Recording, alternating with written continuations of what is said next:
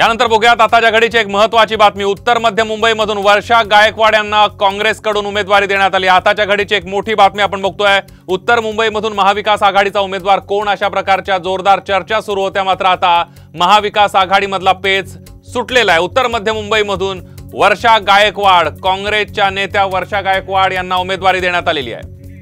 अधिक माहितीसाठी जाऊयात, सुनील काळे आपले प्रतिनिधी आपल्या सोबत आहेत। सुनील, आपण बघतोय की दक्षिण मध्य मुंबईमध्ये खरं तर वर्षा गायकवाड या इच्छुक होत्या आणि ती जागा शिवसेना गटाकडून घ्यावी यासाठी प्रयत्नशील होत्या। पण आता ज्या पद्धतीने घोषणा करण्यात आलेली आहे, जी उत्तर मध्य मुंबईची जागा आहे, ज्या ठिकाणी भाजपचे विद्यमान खासदार पूनम महाजन आहे, त्या ठिकाणाहून आता वर्षा गायकवाड या निवडणुकीच्या रिंगणात असणार आहे। यापूर्वी सुद्धा काँग्रेसकडून त्या ठिकाणी नसीम खान यांचं सुद्धा नाव चर्चेत होतं, पण वर्षा गायकवाड यांना कुठेतरी संधी दिली याचं आपल्याला पाहायला मिळते, कारण की या मतदारसंघामध्ये दलित आणि मुस्लिम मतदार जे आहेत त्यांची संख्या जास्त आहे। त्या भरोशावर आणि त्याचबरोबर मातोश्री सारखा जो परिसर, जो शिवसेनेचा बालेकिल्ला मानला जातो, तो सुद्धा या परिसरामध्ये येतो, त्यामुळे त्यांना ही उमेदवारी दिल्याचं दिसून येत आहे।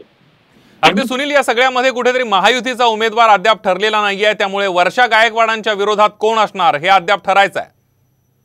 निश्चितच, कारण की पूनम महाजन यांच्या संदर्भात वेगवेगळ्या पोस्टर जे आहेत त्यांची पोस्ट फिरत आहेत, पण त्याचबरोबर आशिष शेलार हे कदाचित उमेदवार असू शकतात अशा पद्धतीची चर्चा आहे। पण अजूनही महायुतीकडून भाजपचा कोण उमेदवार असणार आहे त्या संदर्भात चर्चा झालेली नाहीये। त्यामुळे आता वर्षा गायकवाड यांच्या विरोधात कोण असणार हे बघणं महत्त्वाचं ठरणार आहे। धन्यवाद सुनील।